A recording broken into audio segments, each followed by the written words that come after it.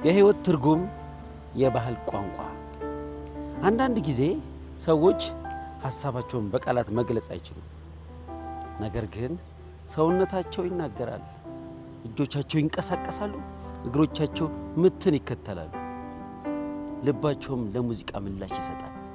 ውዝዋዜ ከመዝናኛ በላይ ነው።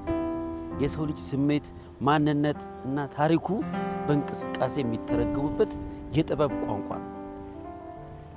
በኢትዮጵያ ውስጥ ውዝዋዜ የብዙ ብሔሮችና ባህሎች መስታወት ነው። በባህላዊ ውዝዋዜያችን ውስጥ የአባቶቻችንን ጀግንነት፣ የእናቶቻችንን ደስታ፣ የሕዝባችንን ፍቅርና የዘመናት ታሪክ እናይበታለን።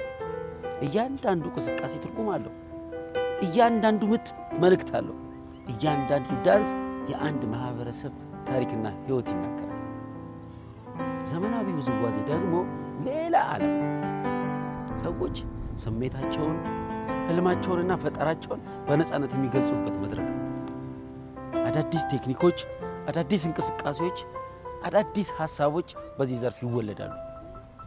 ዛሬም ውዝዋዜ በሰርግ፣ በበዓል፣ በመድረክና በዕለታዊ ሕይወታችን ውስጥ ቦታውን አስጠብቆ ቆሟል።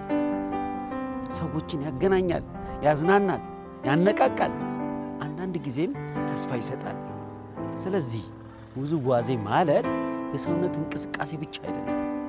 ውዝዋዜ ስሜት ነው፣ ባህል ነው፣ ማንነት ነው፣ ጥበብ ነው። ውዝዋዜ የልብ ቋንቋ ነው። ውዝዋዜ መዝናኛ ብቻ ሳይሆን የባህል የማንነትና የስሜት መገለጫ መንገድ ነው። እርስዎ ስለዚህ ርዕስ ምን ያስባሉ? አስተያየቱን በኮመንት ያጋሩ።